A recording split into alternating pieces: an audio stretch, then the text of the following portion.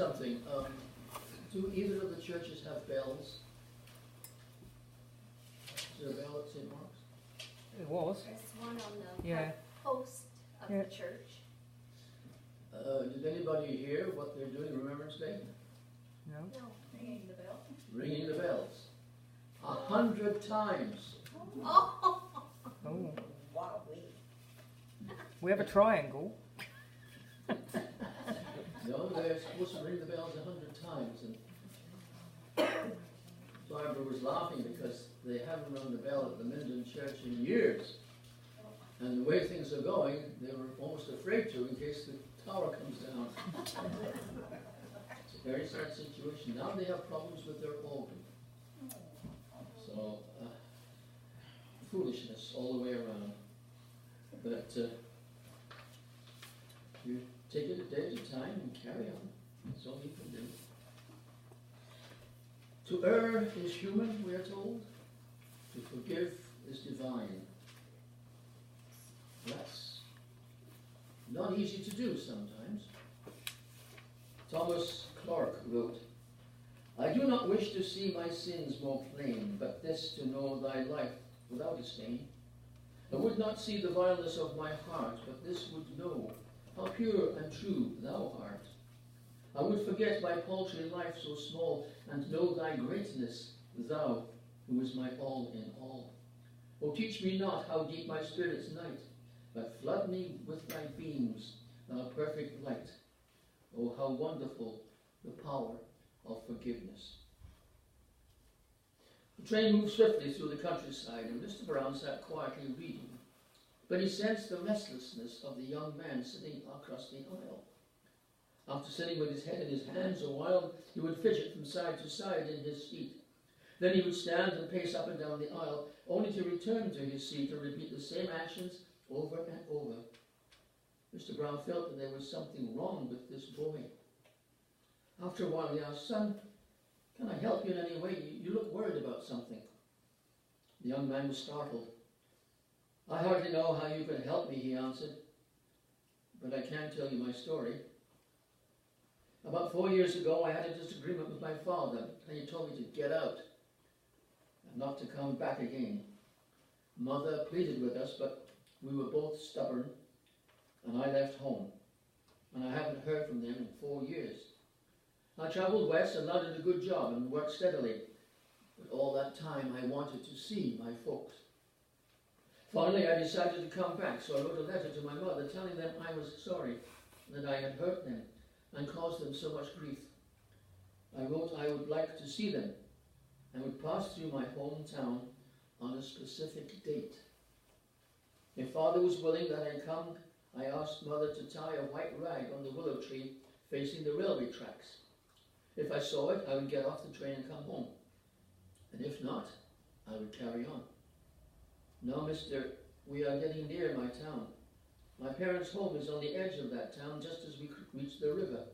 It's a little white cottage on the left side, stands alone. You can't miss it. I don't dare look. Would you be good enough to tell me if she tied a white rag to that willow tree? Indeed I will, said Mr. Brown. The boy sat down with his head in his hands again, shivering in anticipation as the train began slowing for the station. Mr. Brown looked intently out the carriage window, searching for the little cottage. Suddenly seeing the house the boy spoke about, there it was near the river with a large willow tree facing the railway tracks.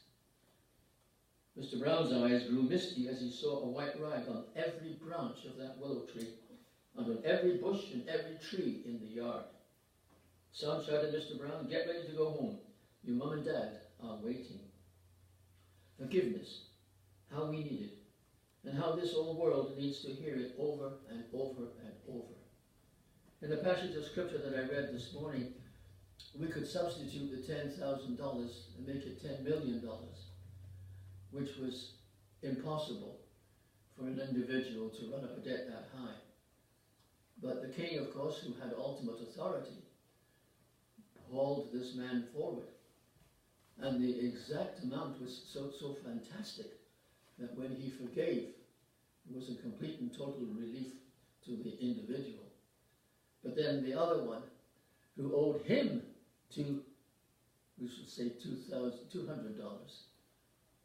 He had not any forgiveness in his heart and demanded what the man owed him.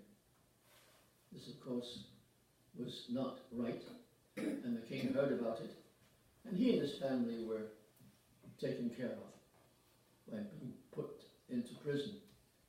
Now, the women and children would be sold into slavery in those days, and the question arises, well, how on earth can anybody possibly repay a debt when they're in prison? But that's what they did.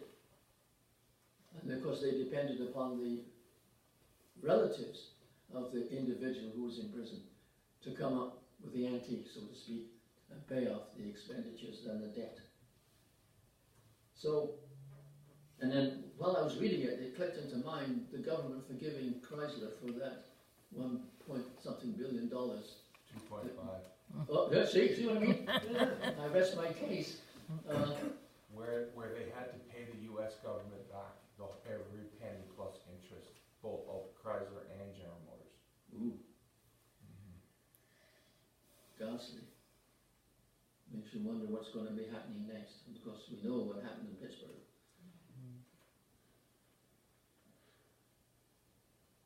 Today, as we worship here this morning, there's much need for forgiveness.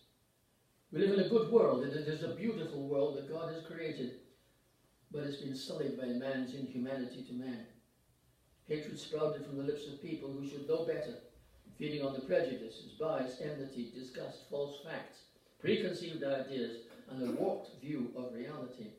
Trouble is, there are those who do not seek the truth and blindly follow such individuals, building the fires of dissent, twig by twig, until all are covered with the smoke of moral decay.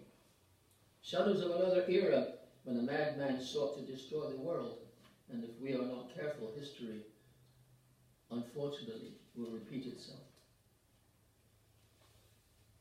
Someone told me a few years ago about a churchgoer who complained to her minister that she had been attending his church for almost 2 years, yet the woman in front of her in church had never once spoken to her. That is very sad, said the minister. Very sad indeed. And even more sad that in those same 2 years, you have never spoken to her.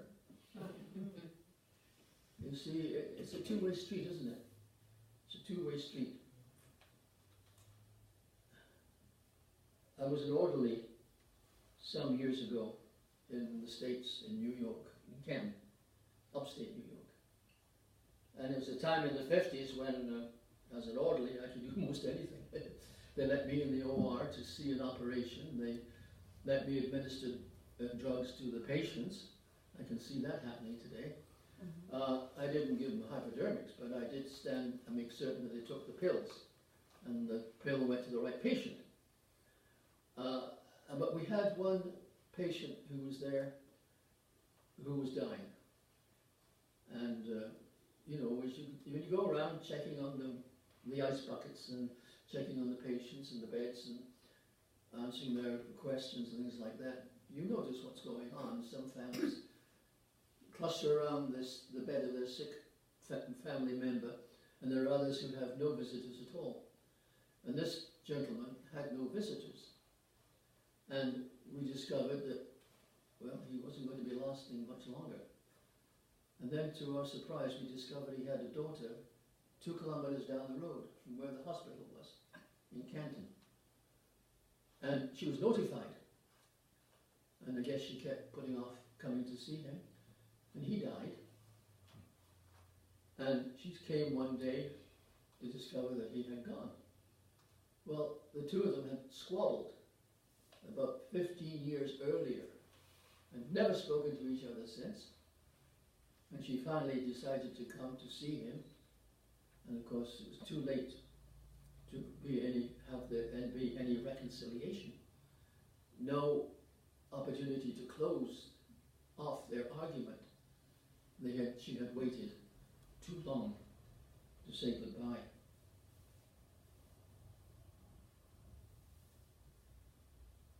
Could it be that if we were, each one of us, a little kinder, a trifle more friendly, a trifle more cheerful, looking for the good in others, our world might be easier to live in? With a smile on his dirty little face, he held up the grubby piece of gum. "For you," he said. I took the gum and pretended to eat it. "You have to take the paper off," he scolded. I gulped and removed the soggy paper, and with a shudder popped the gum into my mouth. No way was I going to reject the little lad's gift. He looked up at me, grinned, and toddled off to play. Forgiveness, compassion, caring should be more than just words in the book. They should be alive in the hearts of us all. The gratitude of the servant to whom much had been given soon died when he found himself in a dominant position of power, that he could forgive the debt or withhold forgiveness. He chose the latter, which made the king very angry, and he was punished. We've been given many blessings, you and I, and have been forgiven so many times. Are we grateful? Do others see the love and forgiveness and compassion living in our lives?